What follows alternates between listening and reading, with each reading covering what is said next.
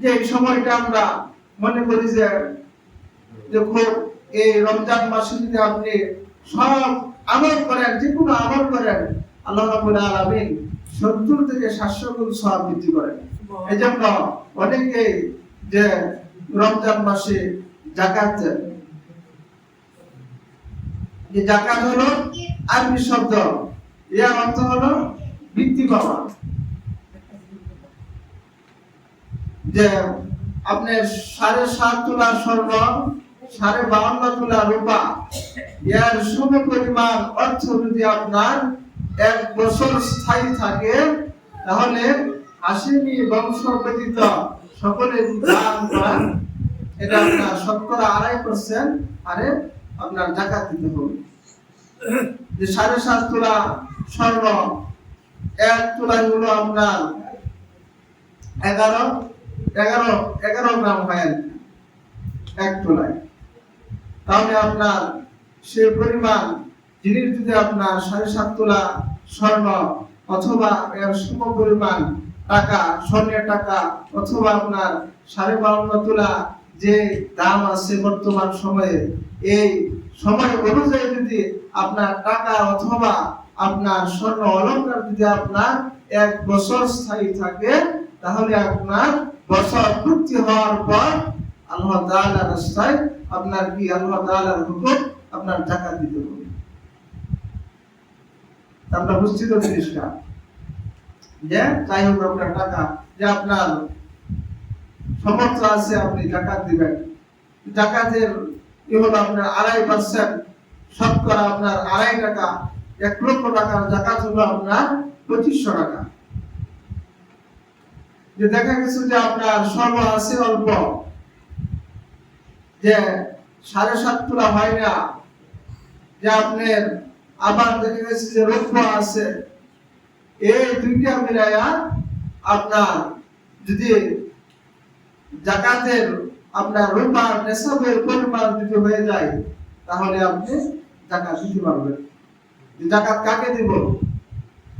আল্লাহ রাব্বুল আলামিন যাকাত সম্পর্কে সূরা তাওবার 60 নং আয়াতে তিনি যাকাত কাকে দিবেন তিনি বিস্তারিত আলোচনা করেছেন।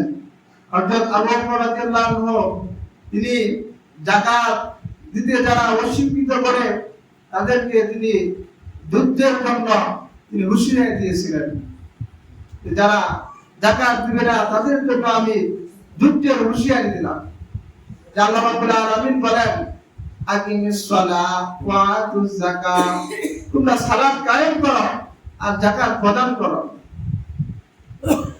এই যাকাত আমরা কাকে দিব?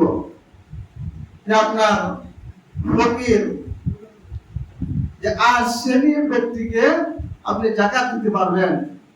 আর শ্রেণীর লোককে আল্লাহ রাব্বুল আলামিন সূরা তাওবার 60 নম্বর আয়াতে বলেছেন যে আর শ্রেণীর লোককে যাকাতের টাকা দেওয়া যাবে।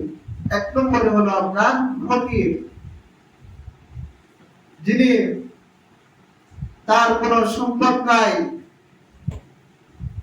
মানে নিঃস্ব, এরকম ব্যক্তিকে আপনি যাকাতের টাকা দিতে পারবেন। মিসকিন,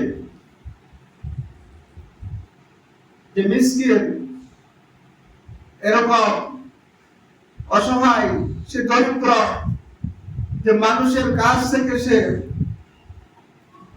মানে লজ্জার ভয়ে সে কোনো কিছু চাইতে পারে না, সমাজের মাঝে এরকম লোক আছে, তাদেরকে আপনি বুঝতেছেন, আপনার বিবেকে বাধা দেয় যে না, সে তো অভাবগ্রস্ত আছে, সে লোক লজ্জার ভয়ে না মানুষের কাছে হাত পাততে পারে, এরকম লোককেও আপনি যাকাত দিতে পারবেন।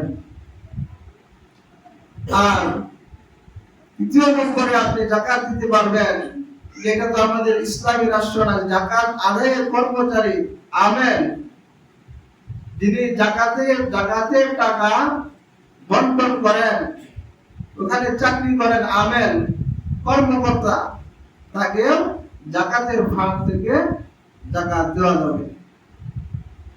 মন আকৃষ্ট করো যে একজন নও মুসলিম সে ইসলাম গ্রহণ করবে, নতুন ইসলাম গ্রহণ করছে, ইসলামের দিকে আকৃষ্ট করার জন্য তাকে আপনি যাকাত দিতে পারবেন। ফি সাবিলিল্লাহ, আল্লাহর রাস্তায়, আপনি আল্লাহর রাস্তায় যে যুদ্ধের সরঞ্জাম ক্রয় করার জন্য আপনি যাকাত দিতে পারবেন। আর আপনি যাকাত দিতে পারবেন যে মুসাফির সফর অবস্থায় আছে, যে তার বাড়িতে আপনার অনেক সম্পদ আছে, কিন্তু সে সফর অবস্থায় আছে, সেখানে সে অসহায় হয়ে গেছে। তার বাড়িতে তো সম্পদ আছে, এখানে তো সে অসহায়, সে মুসাফির অবস্থায় আছে, তাকে আপনি যাকাতের টাকা দিতে পারবেন।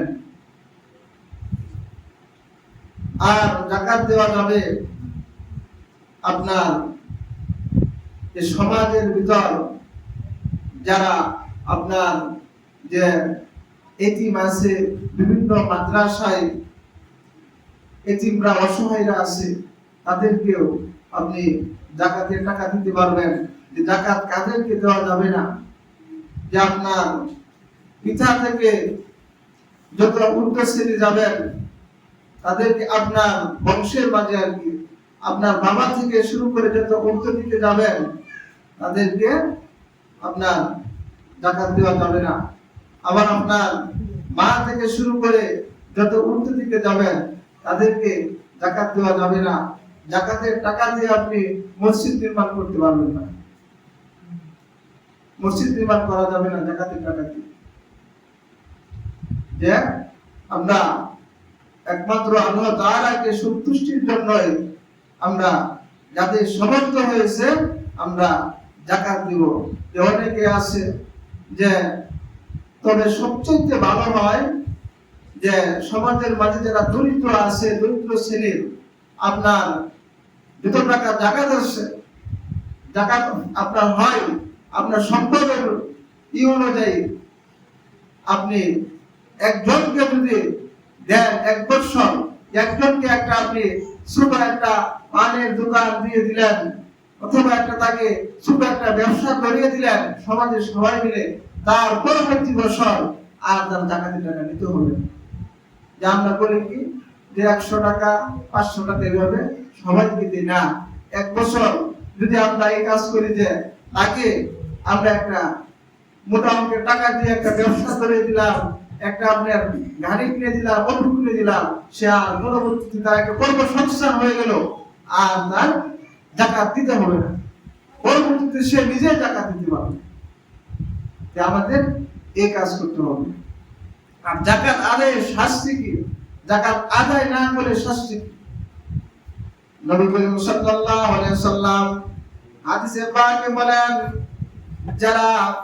যাদের উপর আল্লাহ তাআলার হুকুম যাকাত ফরজ হয়েছে, যারা আল্লাহ তাআলার রাস্তায় যাকাত আদায় করে না, তাদের স্বর্ণরৌপ্য কে আল্লাহ রাব্বুল আলামিন লোহার পাত বানাবেন। পাত বানানোর পর এটা গরম করা হবে, গরম করার পর তার কপালের ভিতর সেক দেওয়া হবে, তার পিঠের ভিতর সেক দেওয়া হবে। এরকম ভাবে যখন আবার পাত ঠান্ডা হয়ে যাবে, আবার গরম করা হবে। এই তার স্বর্ণরূপ তার মাল থেকে পাত বানিয়ে, লোহার পাত বানিয়ে শাস্তি দেওয়া হবে কিয়ামত পর্যন্ত। এই শাস্তি তাকে দেওয়াই হবে কিয়ামত পর্যন্ত। সে যে তার সমর্থ হয়েছে যাকাত দেওয়ার জন্য, সে যাকাত দিল না, আল্লাহ রাব্বুল আলামিন তাকে শাস্তি দিবেন। কিন্তু ফয়সালা যখন হবে, জান্নাতেও যেতে পারে, জাহান্নামেও যেতে পারে। কাজেই আমাদের যাদের সমর্থ হয়েছে আমরা যাকাত দিব। এটা আল্লাহ তাআলার হুকুম ফরজ। ইসলাম 5টি ভিত্তির উপর প্রতিষ্ঠিত, তার মধ্যে একটি হলো যাকাত।